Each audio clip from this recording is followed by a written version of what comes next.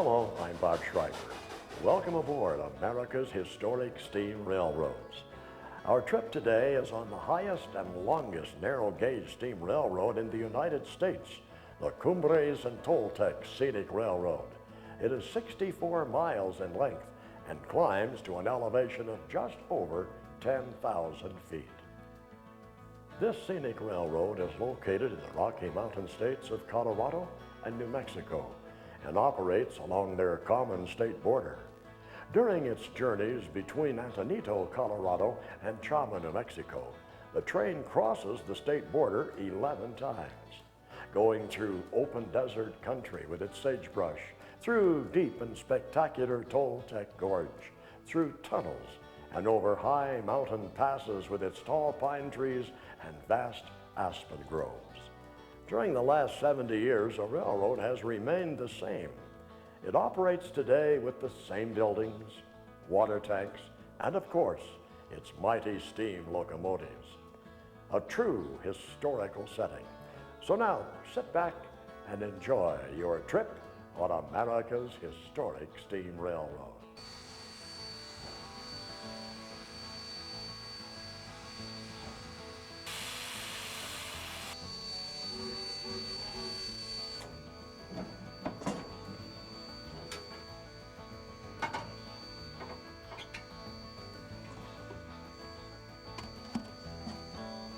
All aboard!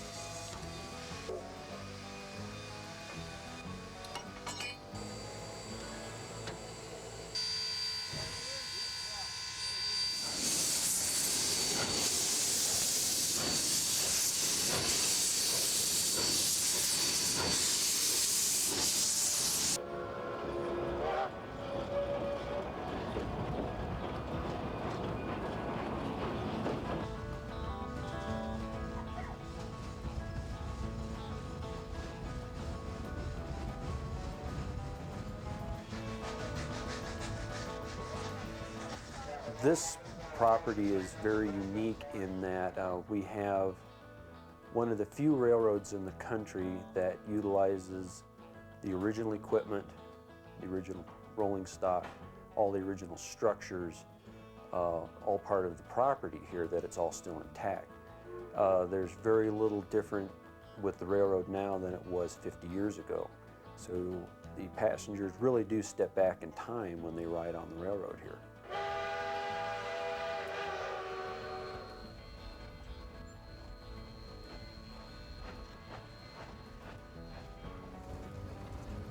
Just beyond the maintenance shop here off the right, you'll find the sand house and coal tipple. The coal tipple is one of the oldest standing structures still left in the yard area. This coal tipple is still in operation. A little beyond the coal tipple, you'll find the water tank. This water tank holds 50,000 gallons of water and is capable of servicing 2 locomotives at the same time. Off the left, you'll find some rolling stock that was left here by the Denver and Rio Grande Western when they were running through here. Just up ahead, we'll be going over the first trestle of the day over the Chama River.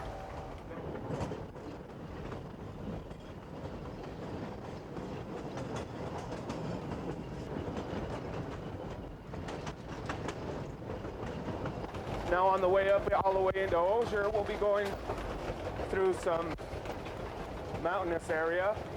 You'll see the sagebrush that you see now, Quakey aspen, blue spruce, ponderosa pine, and some Douglas fir trees on the way up there. Some of you may be wondering about the wildlife. If you keep your eyes open, you might get to spot an elk, maybe some deer, maybe an occasional bear.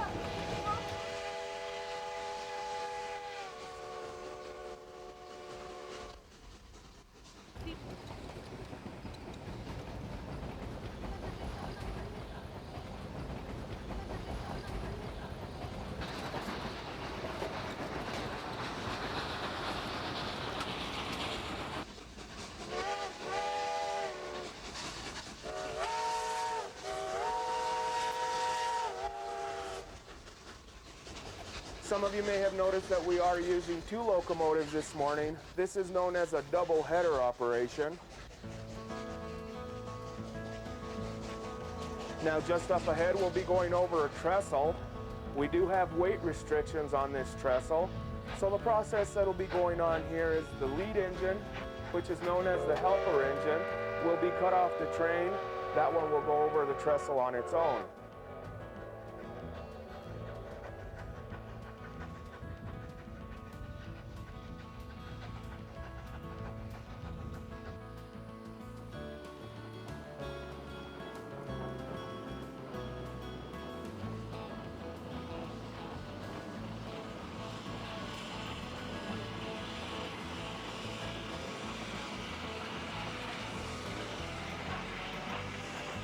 The second locomotive, known as the road engine, will then pull the rest of the train across the trestle.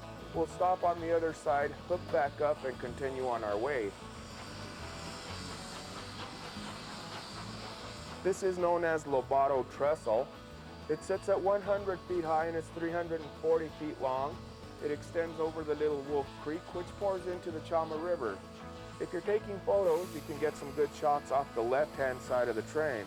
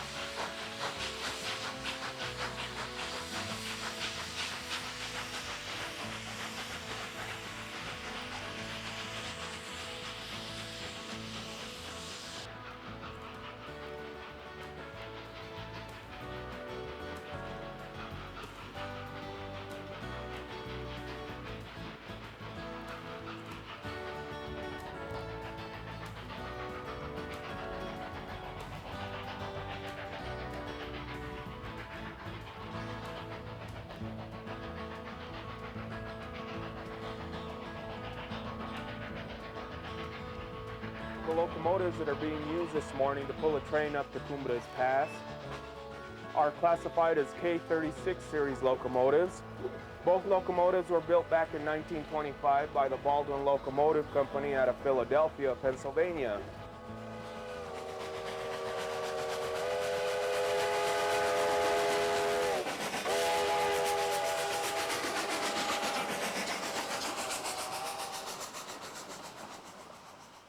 This locomotive was built in 1925 by the Baldwin Locomotive Works in Philadelphia, Pennsylvania. And it was built for the Denver and Rio Grande Western Railroad and spent its almost entire life operating on this line. It is a 282 wheel arrangement, which means it has 2 pilot truck wheels, 8 drive wheels, and a 2-wheel trailing truck underneath the cab. It weighs about 93 tons in working order, plus the tender, which adds another 50 tons to make a 143-ton locomotive in all. The locomotive carries 9.5 tons of coal and 5,000 gallons of water in it, and you use about 4 tons a day when you're out on the road, and probably boil away close to another 5,000 gallons of water a day.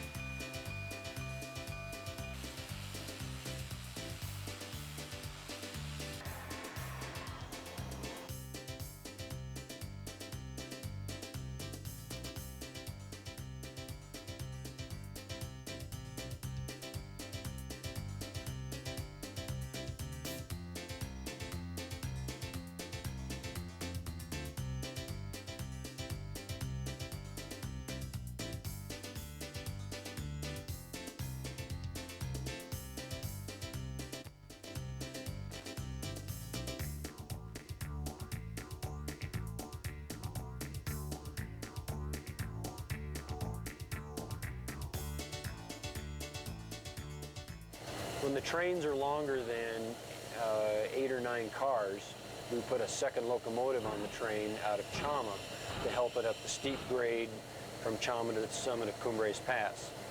The locomotives are rated to pull a load of 235 tons up the 4% grade out of Chama to the summit of Cumbres Pass. And today's train was a little bit heavier than that, which required the use of a second locomotive to the top of the hill.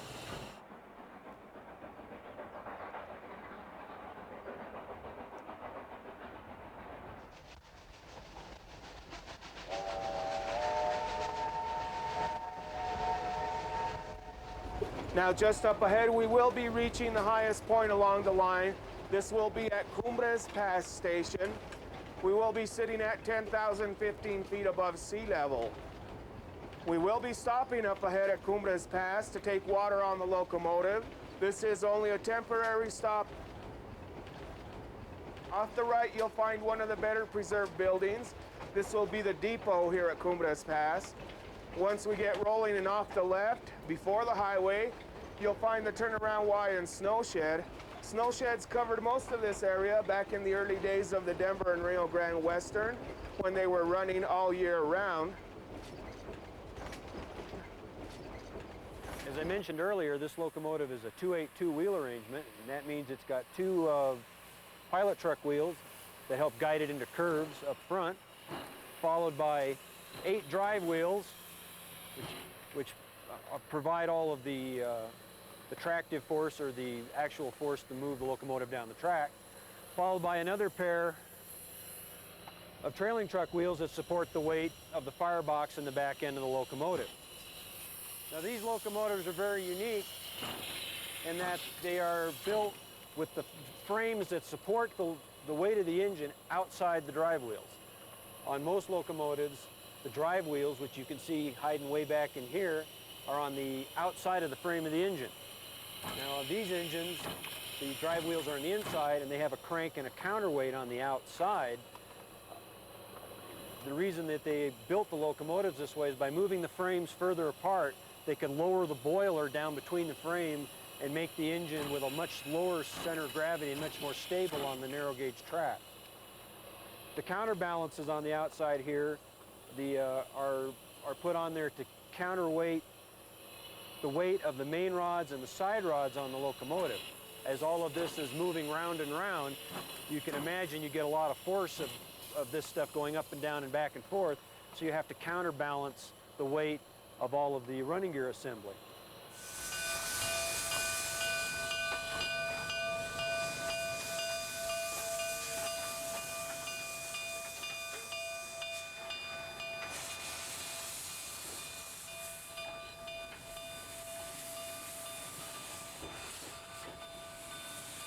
The engineer's controls are right in this area here. There's basically only 4 or 5 things that the engineer works with at any one time. This lever right here is the throttle, which opens a valve up in the boiler that puts steam to the cylinders and makes the locomotive move. This long lever right here is the forward and reverse lever. With the lever forward, the engine will go in a forward direction, and with the lever in the back position, the engine goes backwards. It also controls the amount of steam that is emitted to the cylinders of the locomotive for the length of the stroke. With the normally you try to run the lever as close to the center as you can to use as little steam and coal as possible.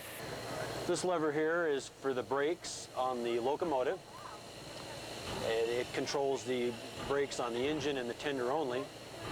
This large lever here controls the brakes on the train as well as those on the locomotive. When you're running the engine on the train, you use this handle pretty much exclusively. When you run the locomotive by itself, you use the smaller one here. And the needle that's at 45 shows us how much air pressure is in the brake cylinders of the locomotive. If that gauge was down at 0, the brakes on the engine would be released. At 45, they're fully pumped up. The gauge that shows 90 shows us the amount of air pressure in the brake line that runs through through to the cars on the train. This little thing right here is the water glass. There are two of them on the locomotive, one here as well as one over here. And these show you the level of the water in the boiler of the engine. Right now it's full up to the very top. Water is a very, very important element on a steam locomotive. If you don't have enough water, you can blow yourself to smithereens. So you want to make sure that the water level is always in the proper spot for any particular place upon the railroad. This is the firebox door. Inside here is where the fire that creates the heat to make the steam is located.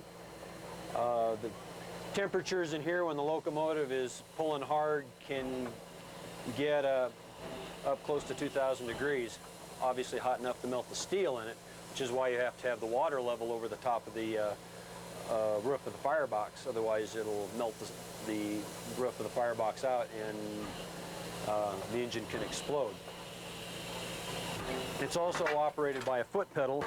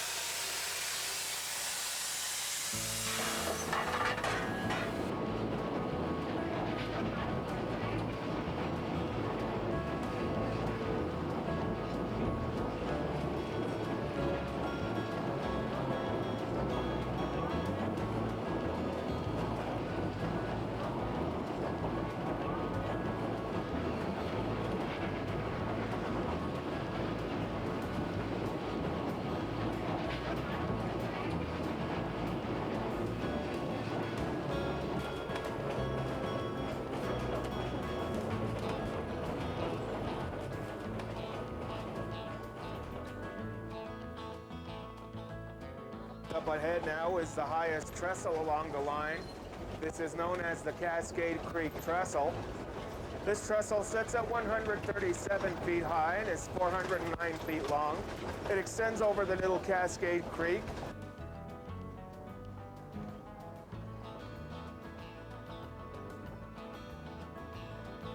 We operate 2 trains a day. One train leaves from Antonito, Colorado, which is the opposite terminal of the railroad. The other train leaves Chama. The Antonito train leaves at 10 o'clock in the morning.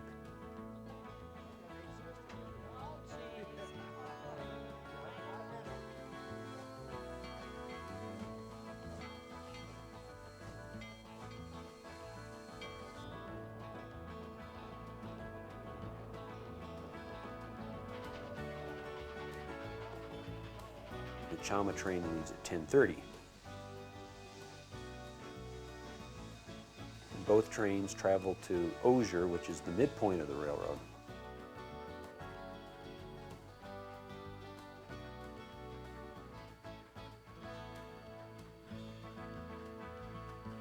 We have a large dining hall that we built to feed the passengers.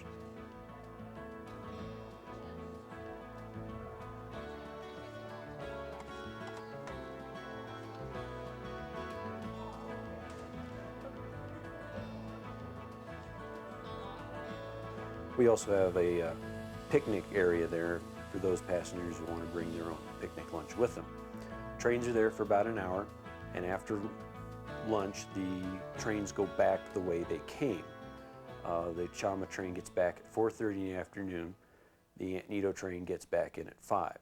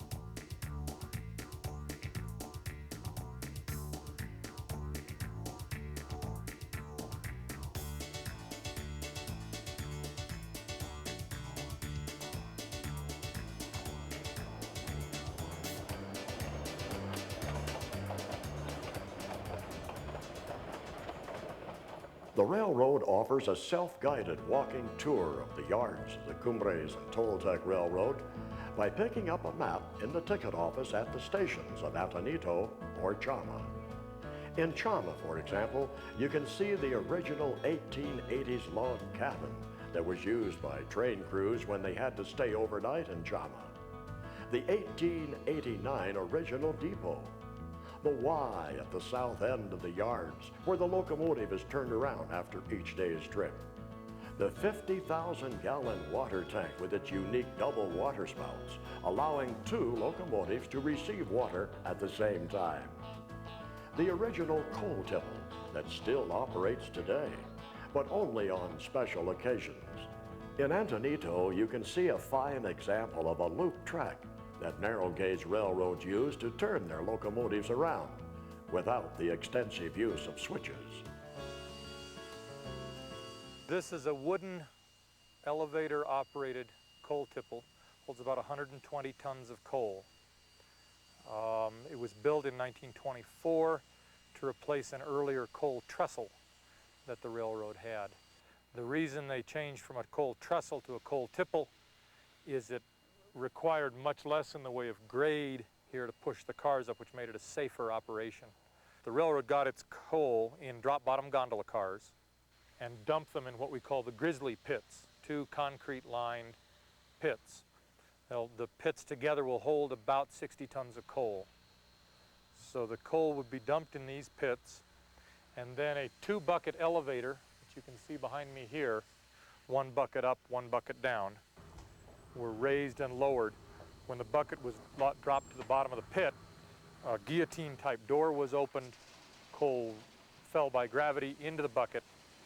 They operated the engine to raise that bucket to the top, which brought the other bucket down. As the bucket hit the top of its track, it tipped over and dumped coal into this pocket up here. And although we don't use it on a daily basis, we do like to keep it full of coal and ready to use in case of emergency or terribly wet weather, so we keep a supply of clean, dry coal that we can get to easily. But this is our sand house. The locomotives require sand to provide traction in wet or slippery conditions.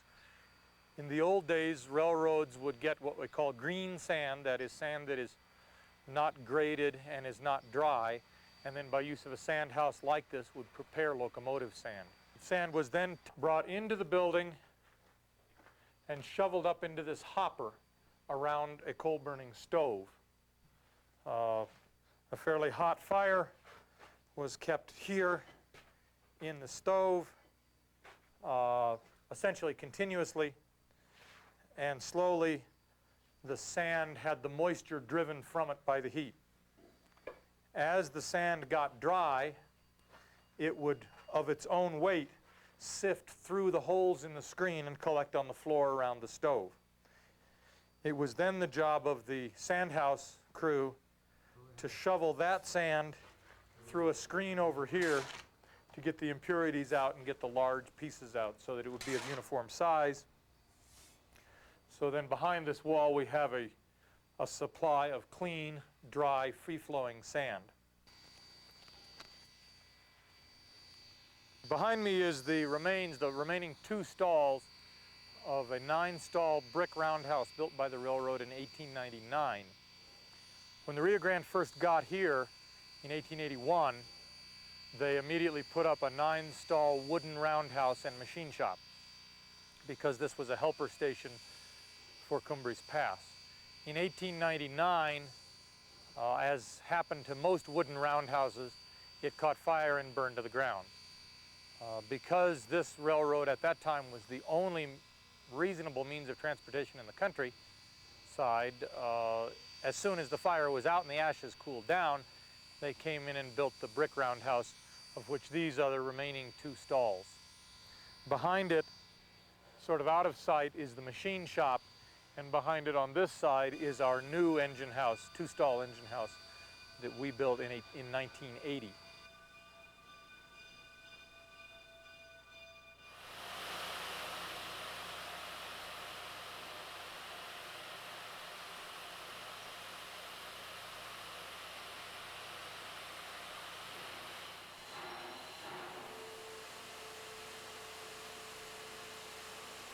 This is rotary OY. It was built in 1923 by the American Locomotive Works for the Rio Grande Railroad and was used here on Cumbres Pass. We now use it, it seems, about every other year to clear the railroad. May in northern New Mexico and southern Colorado finds our railroad buried by anywhere from 12 to 20 feet of snow. So we frequently find it necessary in order to open the line, which is laying closed all winter, to run a rotary snowplow. This machine was built in 1923. It consists of a standard locomotive boiler and a standard two-cylinder locomotive engine. The rotary itself only provides power to turn this large wheel. The rotary is then pushed up against the snow by anywhere from 1 to 3 or 4 locomotives, depending upon the conditions.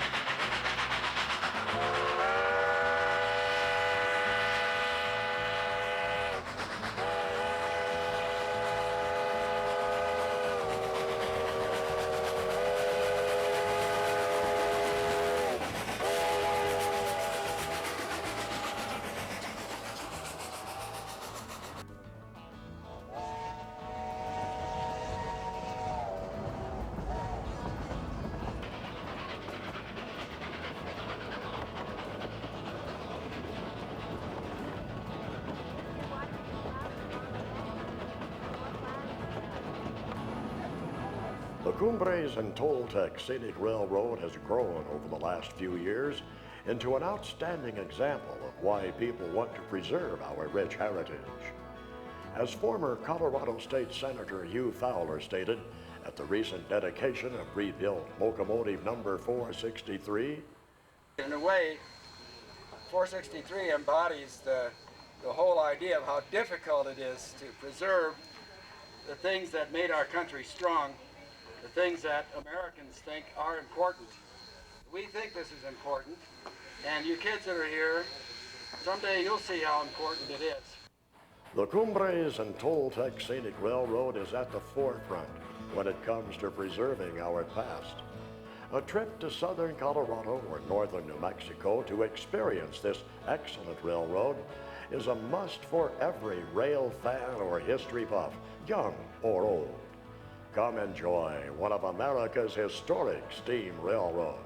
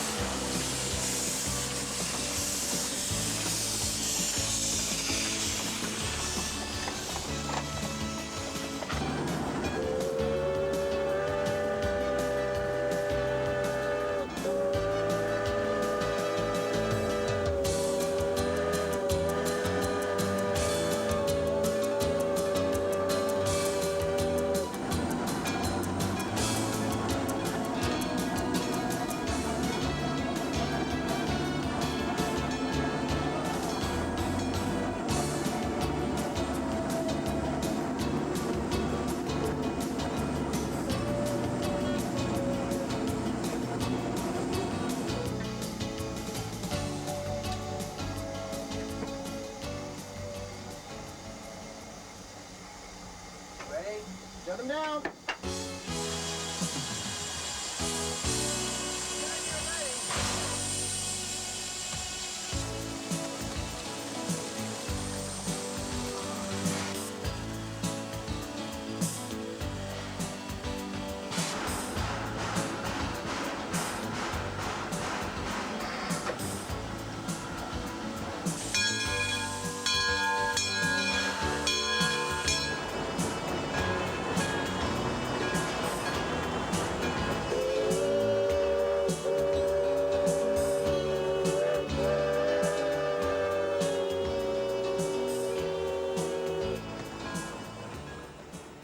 Hello, I'm Bob Schreiber.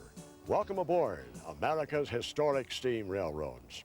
Today we're going to take a ride on a fascinating railroad, which is an authentic recreation of a turn-of-the-century mountain logging operation. The Roaring Camp and Big Trees Railroad is located in California, north of Monterey Bay, near the town of Felton. This little railroad has on its roster a 1910 and 1912 Shea locomotive and an 1899 Heisler, which is the oldest operating Heisler locomotive in the world. It also has a fully functional steam sawmill.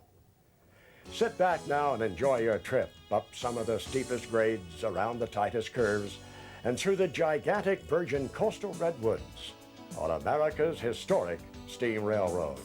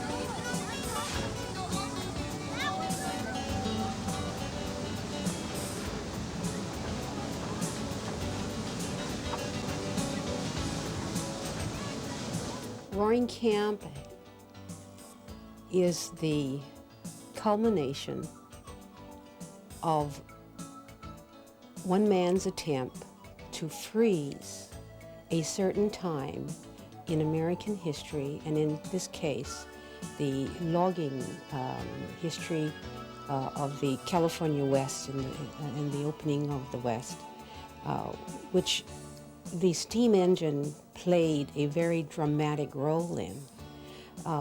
The forest and the logging concept was something that was very interesting to Norman, because he saw, as time passed, how these communities were beginning to disappear as modern technology became more advanced. So his dream was to freeze for the future that particular period of California history and all the elements that were involved in that time period.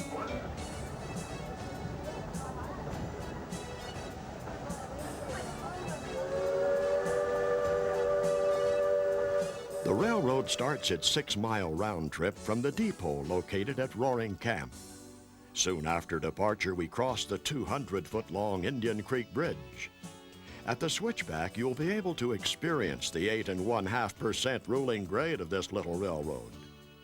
We continue our climb through virgin redwood, stopping atop Bear Mountain to picnic or to stand in a cathedral grove of big trees. We have climbed over 500 feet up the side of Bear Mountain, As we return to the depot, we see the authentic 1800s sawmill in operation.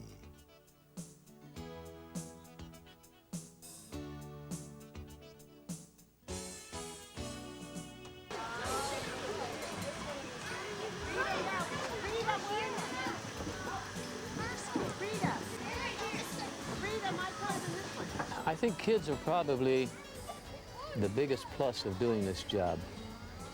You only have to see their face when you roll back down into the station to pick them up. The big eyes and the wonderment in the face is a financial reward that you can't put a price on.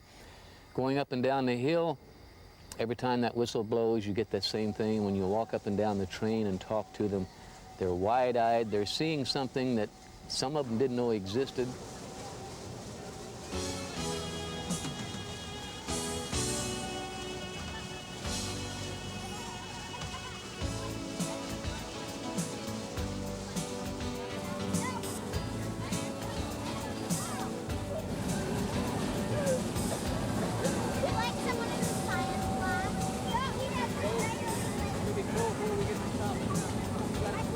Everybody got a jacket or sweater?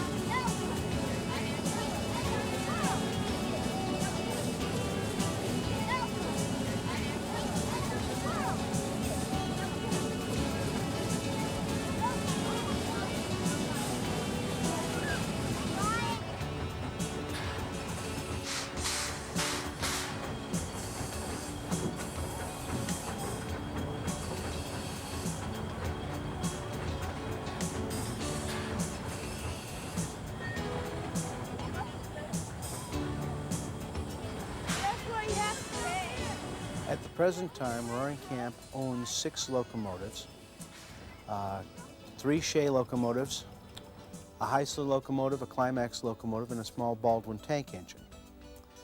At the present time, the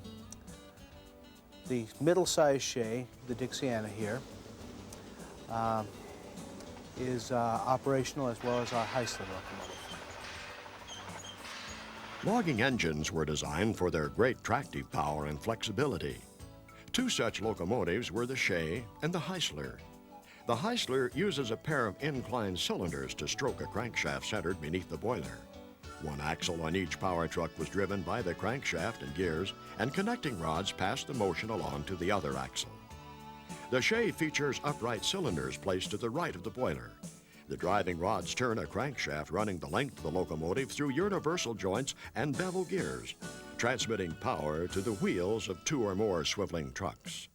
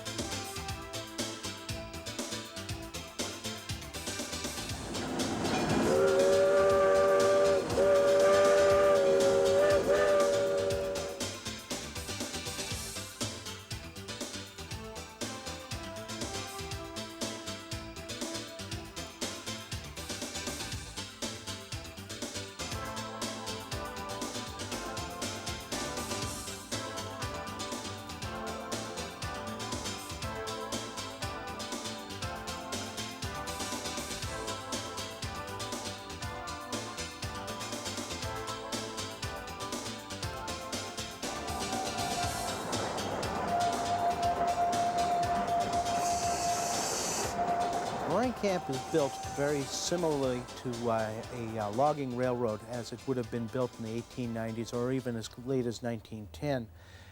The railroad follows the geographic contours of the mountain, and as a result the curves on this railroad are incredibly sharp.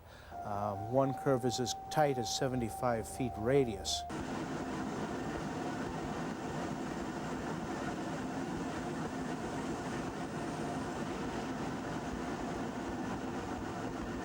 This was very common on a logging railroad.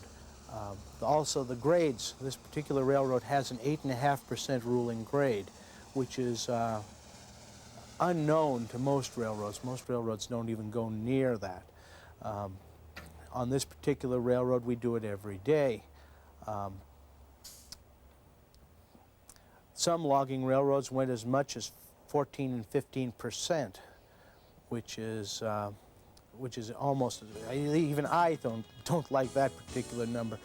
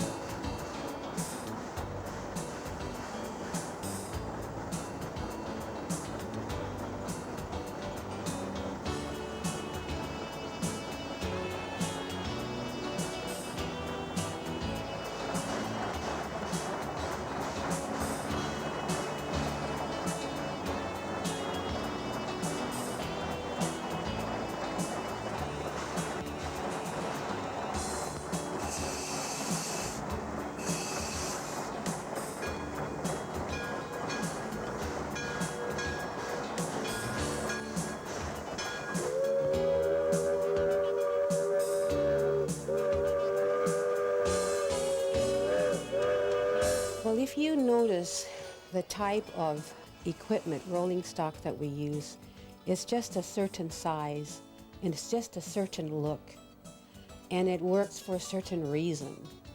And this particular steam donkey engine that we have here fits into that category. He put it all together, and we cut the lumber that now houses the little photo shop.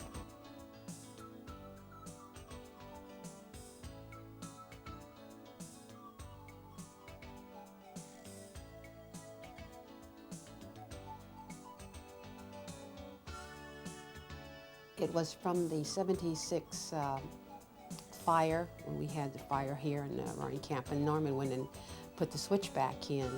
The logs from that fire, the trees that we had to take down to put the shoe fly in, he brought down here, and we cut those trees and built the 2 skid sheds that are now here in Roaring Camp. The historic steam sawmill located near the depot is a fascinating feature for visitors at Roaring Camp. The sawmill uses a small steam engine known as a donkey engine. It operates with the same steam cylinder technology as locomotives to power the huge saw blade as it saws through the massive redwood timbers. Their small size and portability was essential for loggers to mill effectively in remote forests. Steam sawmills like this one at Roaring Camp were once located all along the Pacific Coast forests, and coupled to narrow-gauge steam railroads, provided the efficiency to make turn-of-the-century logging a profitable venture.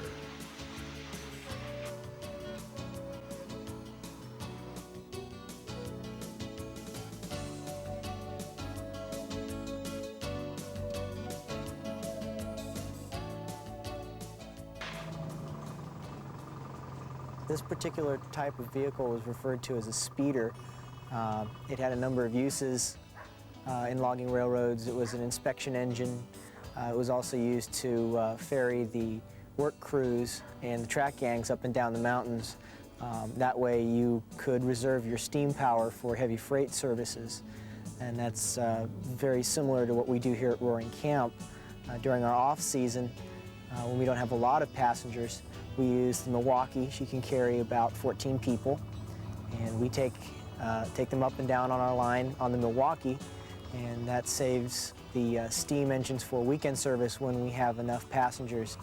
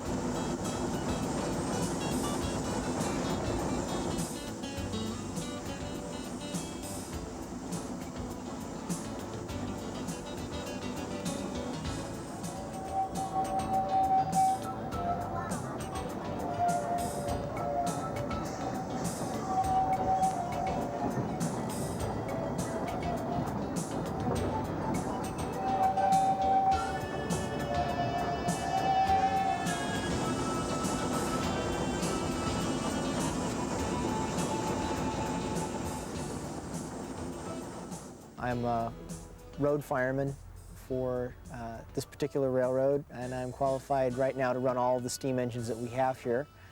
I'm also a hostler, and it's the responsibility of the hostler to bring the engines up in the morning, to see to it that all of the oil, grease has been applied to whatever needs it, and also to do light maintenance work in the morning. For example, if a packing gland is leaking, then I'd come in the morning, tighten it up, or put some more packing into it. And basically, once the engine's been fired up, I sort of take over as fireman also. And from that point on, I'm charged with the operation of the boiler on the locomotive until we put it to bed at night.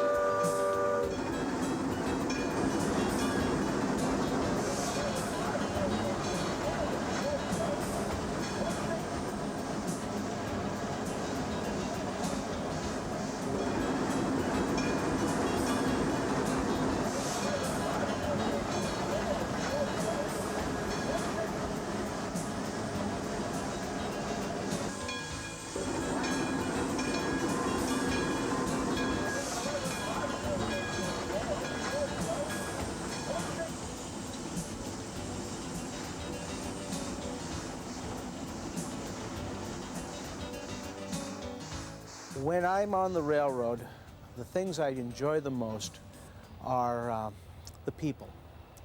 You get to see a great cross-section of people here at Roaring Camp, especially little kids who have never seen a real live steam locomotive before in their lives. And they come here to Roaring Camp, we blow the whistle, the steam is pouring out, and you can see their eyes opening up and widening out, and it's just a wonderful feeling to know that you're bringing something to somebody which they would not normally see.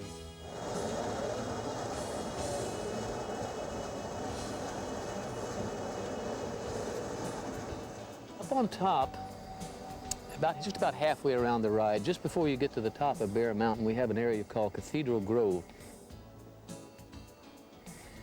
Beautiful, beautiful ring of trees. The average age of the redwoods is about 600 to 700 years old. They're about 250 feet in height. Cathedral Grove is a beautiful spot. You have to see it to really appreciate it.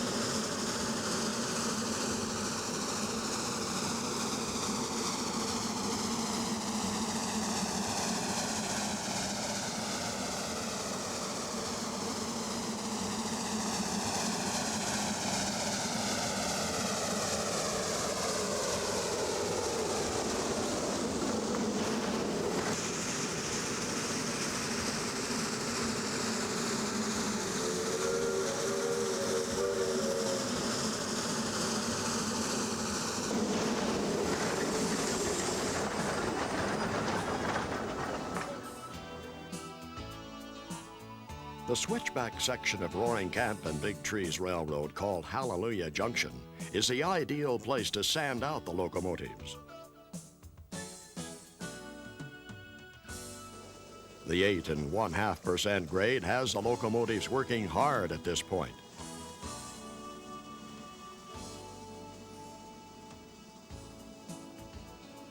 Sanding out the locomotive is done when the fireman empties a small can of sand into the firebox.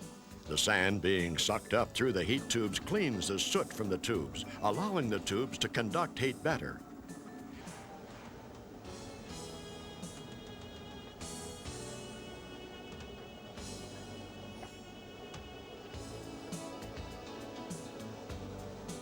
And as the train backs up Hallelujah Junction, the black sooty sand falls away from the passengers.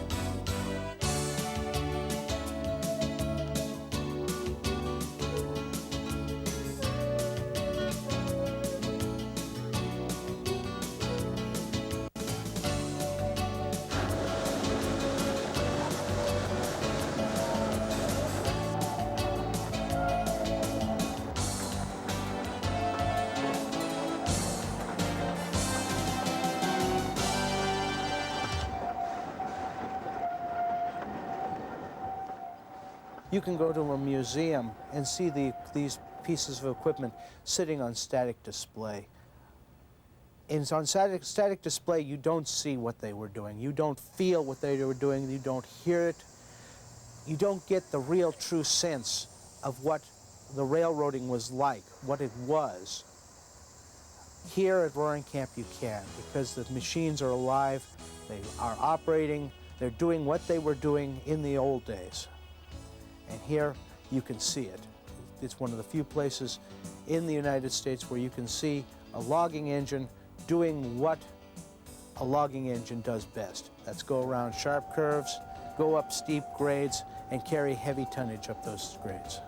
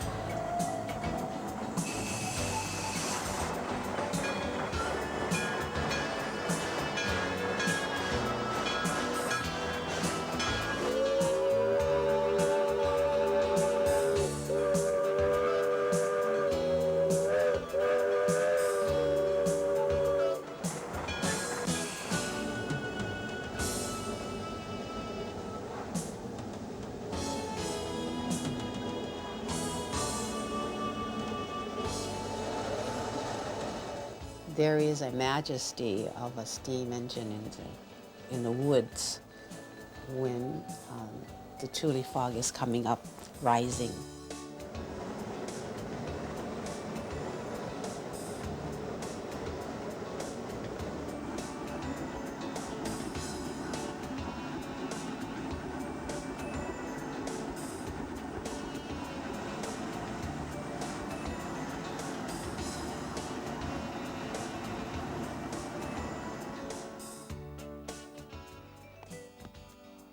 the rain drops dropping from the forest.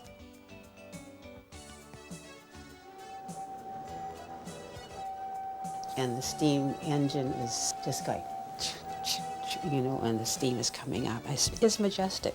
It's majestic, you know. You just go, wow, you know. And those moments, you can't touch it. It's priceless.